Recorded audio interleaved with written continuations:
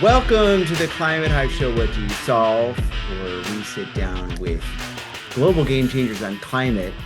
My name is Kevin Drolet, aka Kedro, and I'm here with my Climate Hive co-founder and co-host of the show, Mike Higgins, aka Higo. And we're actually showing a show that we did a year ago with Scott Wharton, who is the CEO of Tandem PV. And we didn't think enough people heard the show, and we think it's super exciting. So, Mike and I are here, and man, over a year, they've accomplished incredible things, right? Yeah, they have. I mean, when we were talking with them initially, everything was in the future. And a year later, it's all in the past. Because there's a few things that they were doing. First of all, perovskite is a chemical process. It's not a mining and manufacturing process. So it's a solar energy collection vehicle, right? Right. But typical panels, you dig up silica, you mix it with stuff, you put it in a furnace, you bake it at a couple thousand degrees. That's how you make that stuff. Not here. These guys are, a year ago, Scott talked about getting a manufacturing facility in the San Jose area because he wanted to prove that you could manufacture that stuff right here in one of the most expensive markets there is. And they just opened a 60,000 square foot warehouse in Fremont. I think it's, I know it's crazy. I was at the San Francisco Climate Week, yeah, and the head of the Energy Commission basically says, "Yeah, I'm going tomorrow to the opening of this, you know, yeah, factory in Fremont." Which when yeah, he said, I mean, he's opening a factory in Fremont. I think that guy's crazy, yeah, but they no actually doubt. they did it. It's Well, crazy. all the materials they're local, and it's literally a paint process. They paint on glass, and that's how they make the panels. Right. And not only is it a process that requires considerably less from a manufacturing perspective, but it actually captures a lot more electricity. They call it photons on the PV, right? Standard typical panels are getting 22 to 24%. So, they capture 22 to 24% and convert the energy into electricity. These guys started at over 27%, and they just put out an article that said that it's over 30% now. So Right. not only is it easy to manufacture relative to the mining process, but it's more efficient as well. So they've really got Yeah. something going on. Yeah. So they've increased efficiency. They've raised a bunch of money. They added former U.S. Energy Secretary Jennifer Granholm to their board. And Scott Wharton is pretty awesome, and you'll see when you hear from him in the show, he's very easygoing guy in some ways, like talking in our conversation. But wow, he's built like four, probably like billion-dollar, divisions or companies. Been part of big projects. He's really a builder. He's not in. He didn't come from this industry, but he stepped into it working with Stanford students, and it's just amazing. So we were very excited about the show. We just didn't think enough people got to hear about it and what they're doing because this is the future of solar, and it's being manufactured, made in the United States, which is, I think a lot of people just don't get it. They don't get the implications here. So we're excited to have Scott on the show. Scott, welcome, and we're jump right into the show. Scott, good morning. Thanks so much for being with us. Good This morning. show is about what do you solve, right? And businesses are in the business of solving problems, but there's a time before Tandem existed, and there was a time when it was an idea that you or potentially a team of people had. You see a problem, you had a vision about a solution. You're like, we can do this. Let's put this together and let's go after it. So we would Yeah. love to hear that story. We would love to hear that moment, that aha moment when you're like, let's take that hill. Well, first of all, thanks for having me here. And I would say that I can only talk about the story because I wasn't there at the beginning. I'm not a founder of the company, but I came in as CEO a little more than a year and a half ago. But I would say that there's one of the founders, Colin Bailey, was doing his PhD at Stanford in material science. And he actually developed the first perovskite. That's the right way to say it. It was um, Perovskite. and basically Colin created the first perovskite tandem cell at Stanford, and that's kind of been his mission and dream for the last dozen years, along with his co-founder Chris Eberspacher, also has a PhD from Stanford in applied physics and more than 40 years in solar. So it's a very, very deeply experienced team, and I think ultimately they wanted to take that passion and experience on solar and kind of move to the next generation of technology. Because today, probably most of the people listening to this know, most of solar technology is based on silicon, as our semiconductors are. Silicon's, I would say, is probably the most widely understood element in the world. But perovskites is a whole new leap forward based on this new material science. We can talk about that. How do we revolutionize solar so that we can make it better, faster, cheaper? Yeah, how did you, to Mike's question, so how did you kind of go from what you were into, which was really quite different, right? Your background is really quite different to joining this company. How did that process happen? You know, a lot of it depends on the time frame you're looking at it. So in some ways, I would say I've come full circle to where I started. So when I applied to business school way back when, my essay applying said I wanted to work on renewable energy, which at the time was almost an absurd idea. I remember when I was so I'll tell you a funny story. I don't usually share, but my last name is Wharton. So I thought I would go to the Wharton School of Business School because how funny would that be? And as I was going to Wharton, and I was talking to people there, I was explaining to them that what I wanted to do, and they go, renewable energy? Like, why would you want to do that? Why don't you want to work in investment banking? Whereas when I went to Yale, they had a different program that was more around not just business and banking, but all of management. And it was really a different program that talked about public and private management and serving people. And as I told people, hey, renewable energy, like, that's cool. So I ended up pivoting going there. Not, I mean, Yale, not a bad place to go to graduate school. And when I did my internship, I worked at the Solar Energy Industry Association, which again, at the time was very weird because most people who go to business school go to, work at McKinsey or, consulting. And I really fell in love with solar and I wanted to be in the industry. But as usual, I think in my career, I was a little early. So I ended up having to pivot into telecom and voice over IP and video conferencing. But I've been following the industry for decades. And so I met this investor a couple of years ago in Europe. I was speaking at a conference and I was saying, tell me about your portfolio. And he goes, I got this solar thing. And he goes, tell me more. He goes, it's perovskites. And I go, what the hell is a perovskite? But as I learned more about it, I realized that this was absolutely going to be the next generation of solar. And it was a brilliant team in Silicon Valley that had really mastered a lot of the science, but needed a partner from someone like me who could partner to complement them on the commercial side. And that's why I dived in. So it seems like a weird thing, but I've really been focused on solving this problem for a long time. So in many ways, for me, it's coming full circle to what I've always wanted to do in my career. So Scott, thanks for helping us pronounce the word perovskite. Now that we can say it, why don't you give us a little insight as to what it is? So I would say, first of all, it's this material, it's this miracle semiconductor that is 200 times thinner than traditional silicon solar panels. So it's actually 1 micron thick. It's 1/100th of the width of a human hair. It doesn't use any rare earth metals or minerals, and you don't mine it. So basically, we make this all in a lab.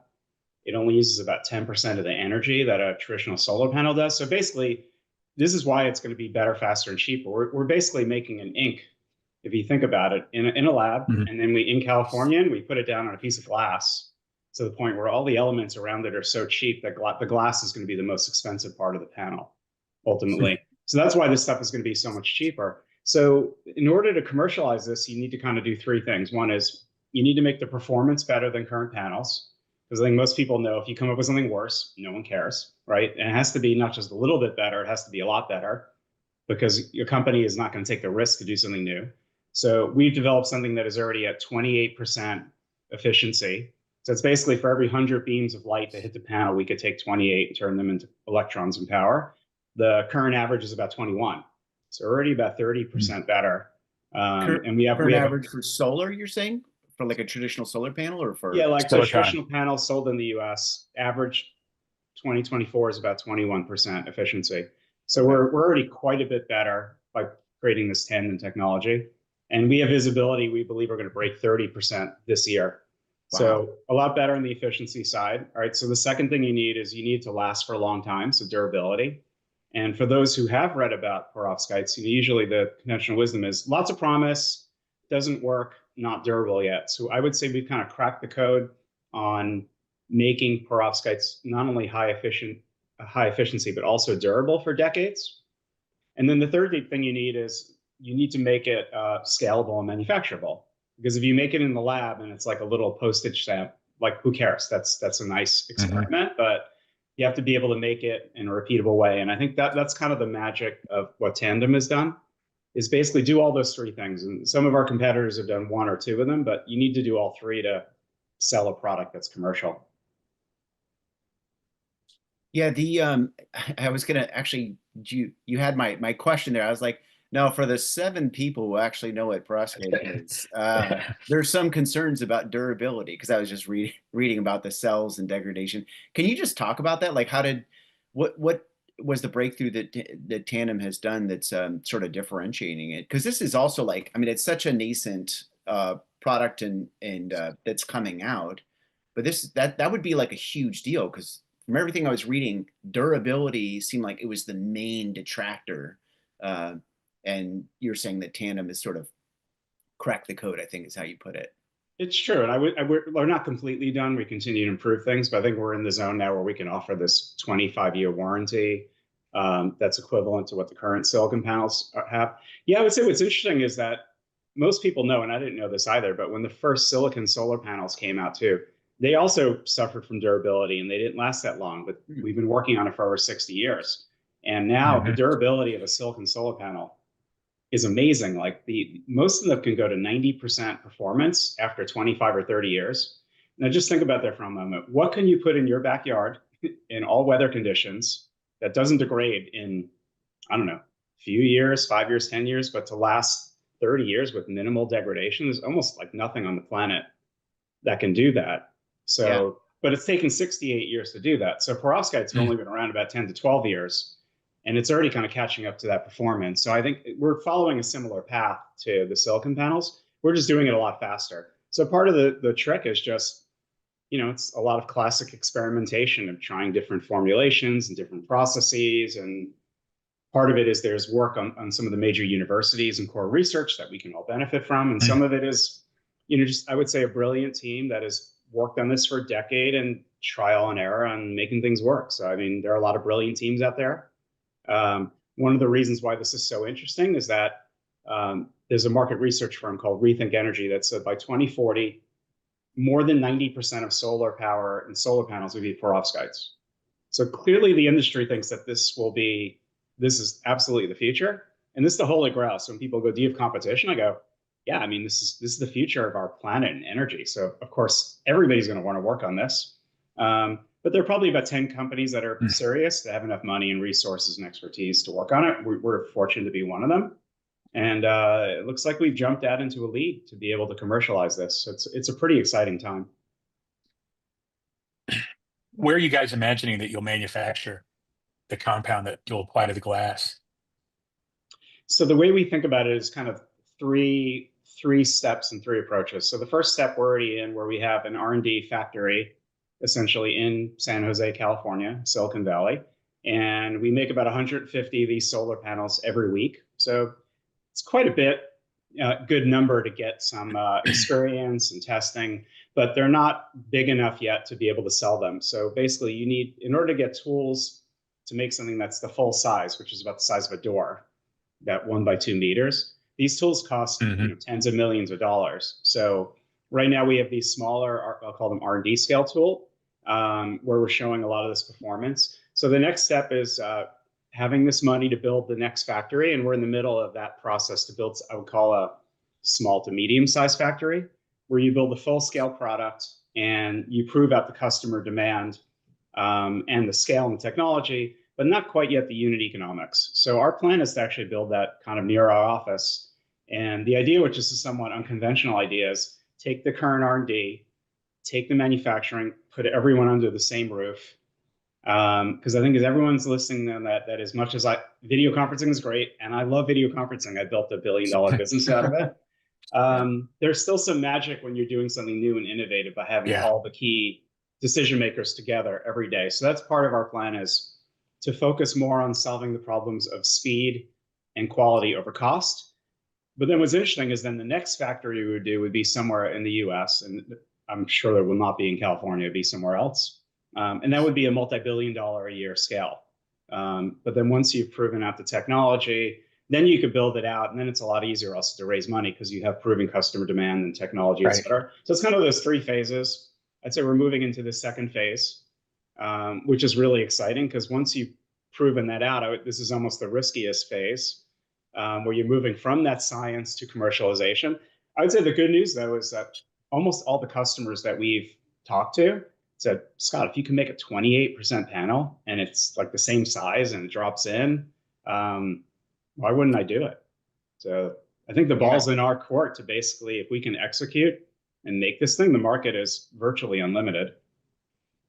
Yeah, well, actually, speaking of unlimited, one of the things that you talked about earlier is this question of like it being an ink, essentially. And so, in my read or understanding, and also listening to like Saul Griffith, who talks about electrify everything, and he, in his talks, he talks about like sort of this vision of the future, right, where it's not just a solar panel, but it's like, it's solar of things, right? It's like everything is solar. Yeah. And perovskite is the one thing that makes me think about that. And I wonder if you can talk a little bit about how uh, you see this might evolve, where it's not just people having like a panel, which might be clunky, but it might be ubiquitous. It might be like everywhere that you're running into things being charged by solar.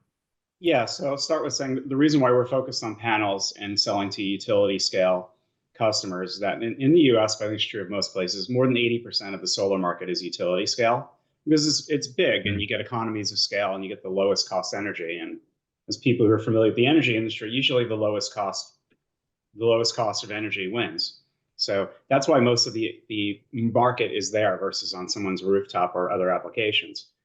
Having said that, I think one of the things, and one of the reasons why we do it in a similar way is we want to make it as similar as possible to the current product.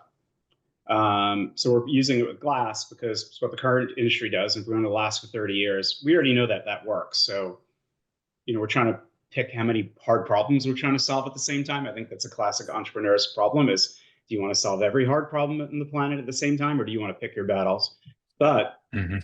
part of what's really interesting about perovskite is because it's so thin and you can put it on flexible materials. So it could be flexible glass or plastics or other things. So I'll give you just a couple of examples. At the last CES, there was a demonstration from Mercedes where they talked about putting on a paint on a car.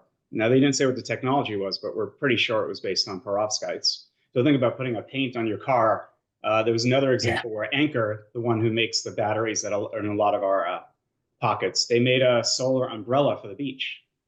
That's kind of a cool idea, like power your electronics while you're on the beach. Maybe you shouldn't have your electronics on the beach, but you did. Yeah. But it's so flexible and inexpensive that it basically can be applied for anything. Windows, consumer electronics. I think it's even possible at some point you're wearing a jacket out in the middle of nowhere and it's just charging up all your stuff while you're walking Right. and you're on your jacket because I think that's the vision of it. So lots and lots of applications with perovskites. Yeah, it's better than taking your power when you can actually manufacture your power, right? Because Absolutely. it gives you the idea that it won't run out. Yeah, Mm. one other interesting application too is that perovskites actually works indoors. So traditional silicon panels are kind of tuned for outdoor light, whereas perovskites can actually work on fluorescent and other lights that are Oh, inside. So in theory, it can be used for things that are inside where the current technology doesn't work. So think about powering all of your electronics at your desk or other is things that around like the my house. solar? Is that like my solar calculator that I have? Like my old school solar calculator that works inside? That you Except that still have. except a lot more efficient and cheap and powerful. Yeah. You can get a bigger calculator. You can get a much bigger calculator. Oh It'd man, be awesome. I'm Yeah, you can totally call gonna. it you can call it a computer. Hey, Scott, you hear with the renewable energy sphere, you always hear these words, um, rare earth. When we're talking about the chemical construct of this new material, is it local? Is it got to go to some place to get it? How does that work? No, I mean, one of the beautiful things about it is there are no rare earth metals or minerals. So it's basically take some standard elements, you mix them together.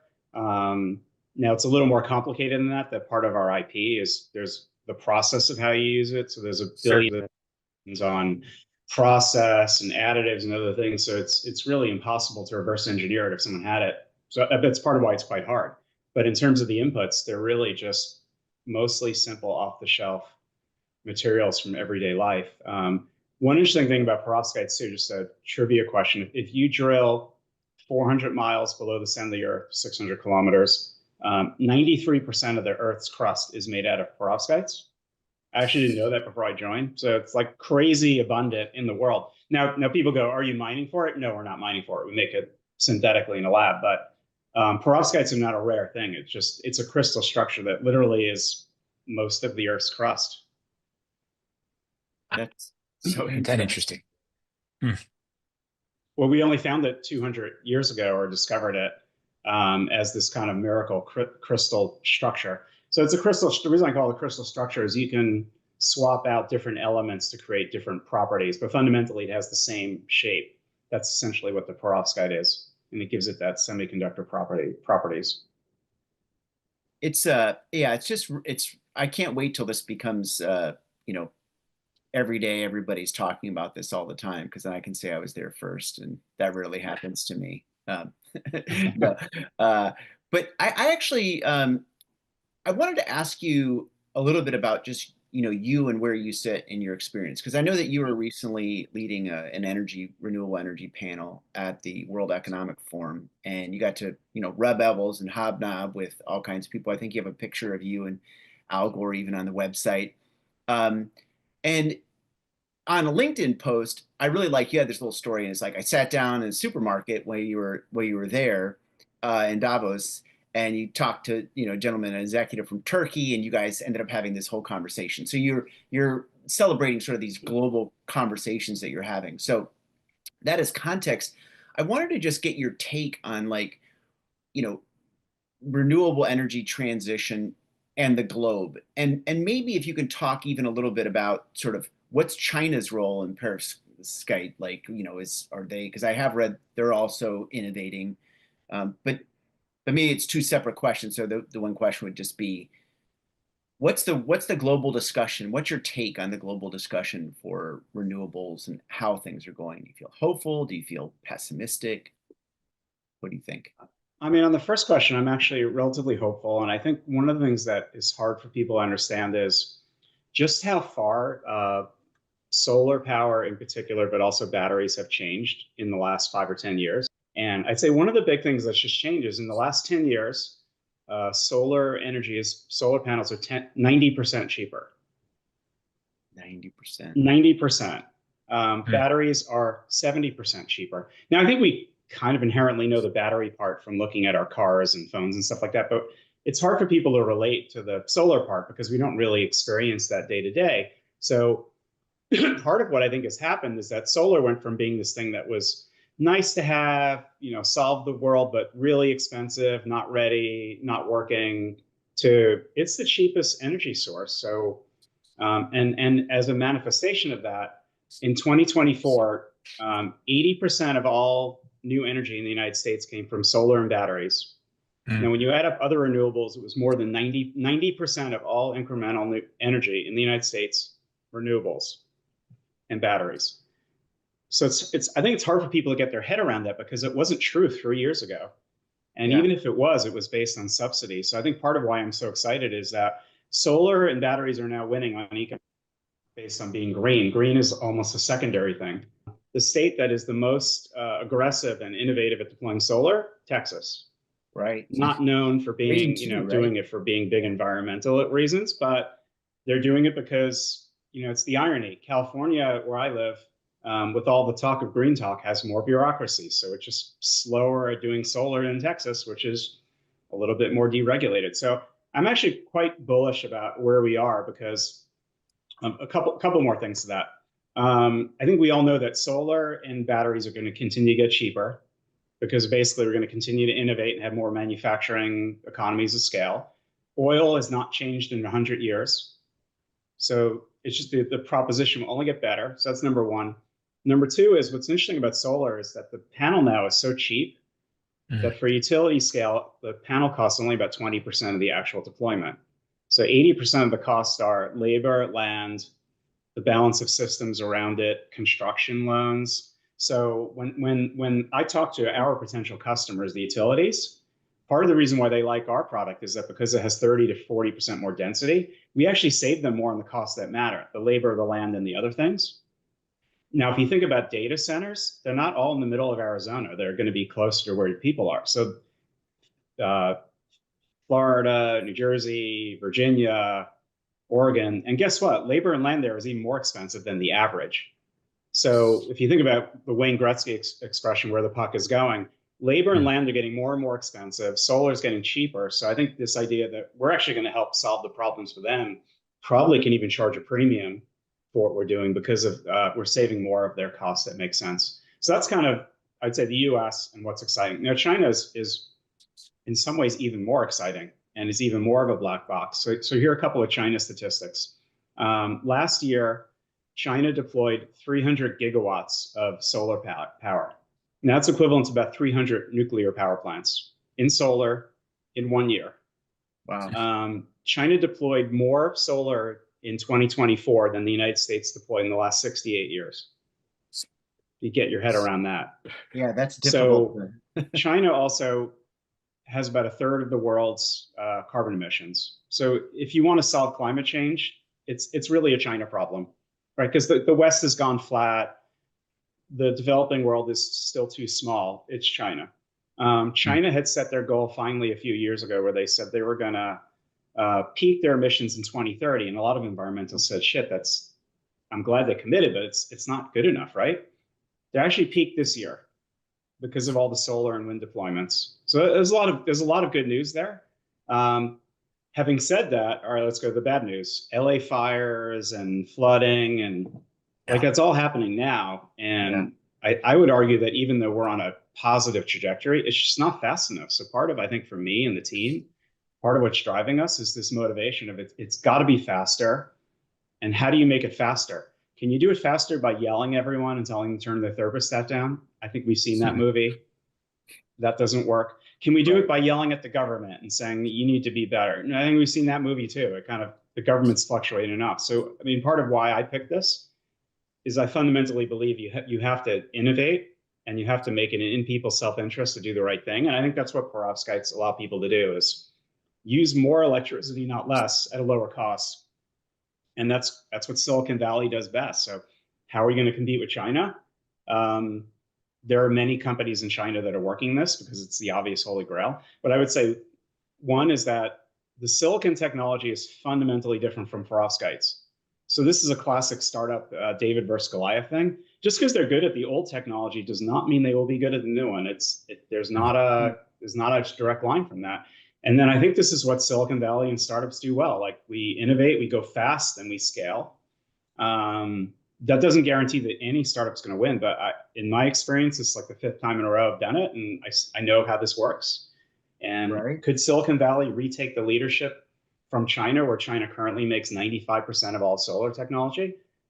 I think they can. The other thing is, I think from a US-centric point of view, but also other countries, can any country rely 100% on China for all of their new energy? Right. I think the answer to that is, well, it should be no, right? It's kind of dangerous. We saw what Europe did with Vladimir Putin relying on all their energy for gas, and that really didn't work out so well. So I mean, this is even worse. This is like all of our future energy from China. No, I'm optimistic also that whether it's the US or Europe or India or other places, every country is going to look at that and say, we have to have some of our own energy source. And I think if we're leading the charge in Silicon Valley, that puts us in a good position, even in the current political climate. All right, as enough talking, I'll stop for a minute. That was, one of the things, and it makes perfect sense, starting with utility scale, that's the short-term opportunity and the mature opportunity as well. Clearly with, that's where the market is, but there's also homes, right? I spent $21,000 putting solar in my house last year, and as a result, I fixed my energy cost, my electrical cost here. It's $175 a month now because that's what it costs till I pay off the infrastructure, right? Piece of cake. So when do you guys see this moving to, residential solar?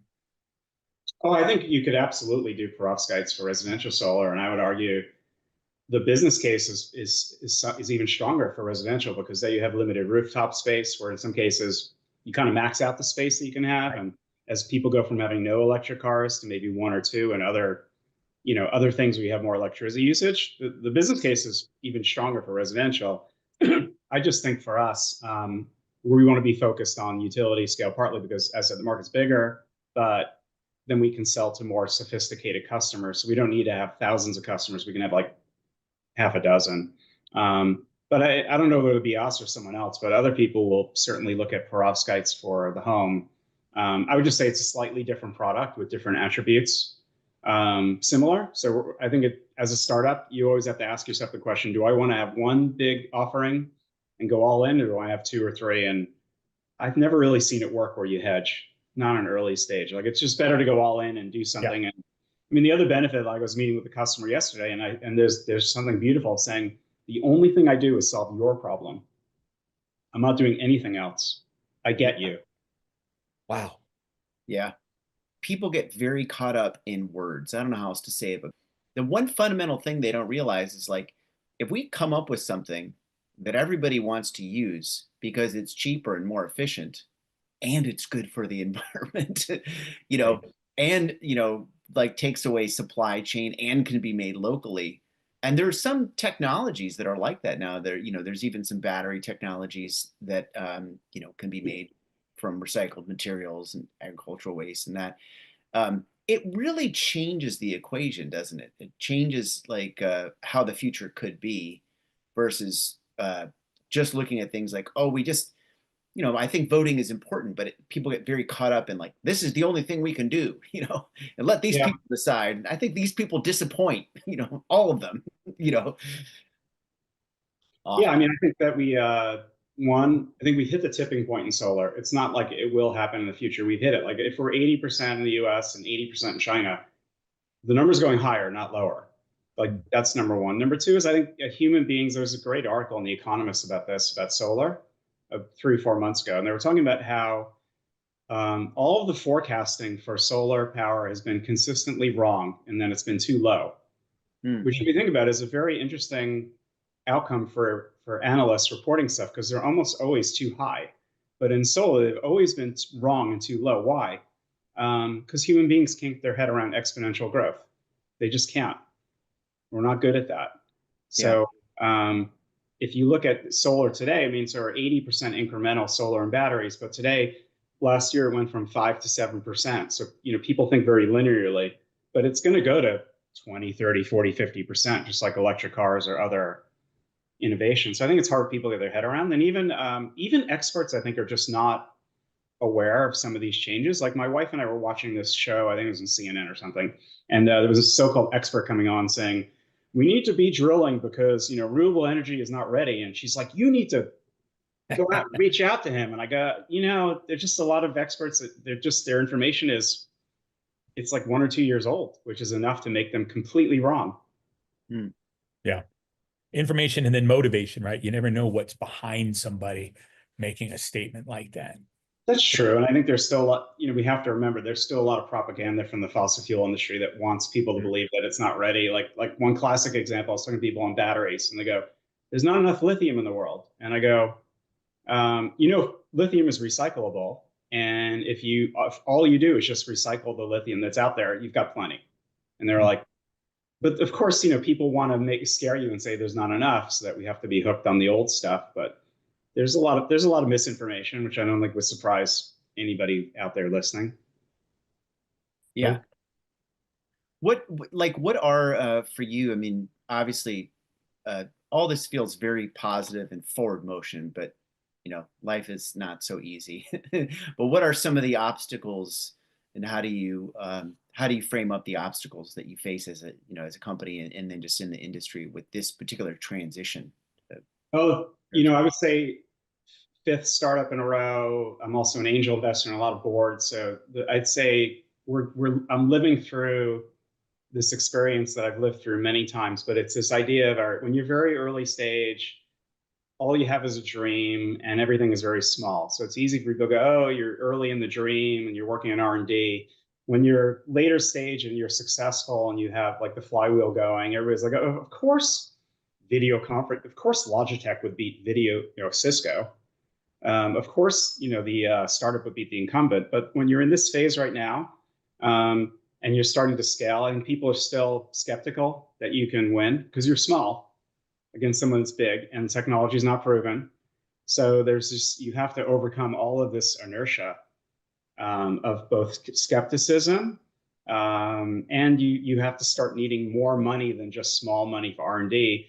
In the environmental space, people typically unaffectionately call it the valley of death because Yeah. that's how you need to scale. I think the Chinese model in some ways is better, ironically, because they can just fund things from a state point of view. We don't have that model. Right. But I think if you can break through it, and we are in the middle of breaking through that, then you move from being we're really risky to I've proven everything and now I just need to scale it. So I think in some ways it's hard, but it's also really exciting that if it's really hard to break through, it means that not everyone's going to do it. So once you break through the other side, it means that you just aren't going to have as many competitors because you need a certain amount of scale and progress and maybe crazy to do the stuff that we're doing, like I'm doing and the team's doing. Yeah. I think that's kind of fun. I love the idea of every time I've gone through this, there are a whole group of smart people who say, I can't believe you're doing this. This is really stupid. This will never work. And then it'll work magically. And I don't know, I'm kind of addicted to that process. Heck I don't yeah. think we're going to succeed here, but I kind of love it, if I'm honest. You have a good record for sure. Yeah. Scott, thank you so much for joining us. I know we're coming up at time of the show. You've given us so much information to digest, and once again, I think we both feel like we're so excited that somebody of your caliber is at the helm. That gives us a lot of optimism. But I just wanted to ask, is there anything for you that for our, as I say, for our 8 listeners, that you would like to share with them that you think would be important for them to know about Tandem PV that we haven't asked you, or even just about the future of renewables? Any takeaways? I would just say I think Tandem PV is a great example of a small but powerful team that is the classic American Silicon Valley story of if you get a small smart team together that's motivated and you get enough believers behind you, you can just create great things. And even though we may not succeed, and like most startups, there's always a big risk, right? But if you can do that, I think you can create some magic. And I think we're still before that. But I think all the elements I can see are there in terms of the believers and the funding, and there's me, but there's also I've got a great team to work with that I'm really fortunate about, and I think that whether it's us or someone else, I would say one of the things I hope that we will do is I hope that we are successful in driving the market forward. But even if we're not, I know Elon Musk, one of the things he said with Tesla, he goes, even if I'm not successful, I want to be able to push electric cars because I want to be able to drive the whole market forward. I feel like in some ways, I hope that we are stimulating the market so that more people will feel comfortable and know about perovskite, so that it will accelerate the transition to getting to net zero. And I think it's a privilege to be able to do that and be part of that. And I'm having, I hope you guys can hear, I'm having a lot of fun. Yeah, that's fantastic. Well, thank you so much for being on the show, and we're going to check back in and see how you're doing. And we wish you the most, success and best of luck in the endeavor. Thank you for having me. Yeah. Pleasure. Got Thanks.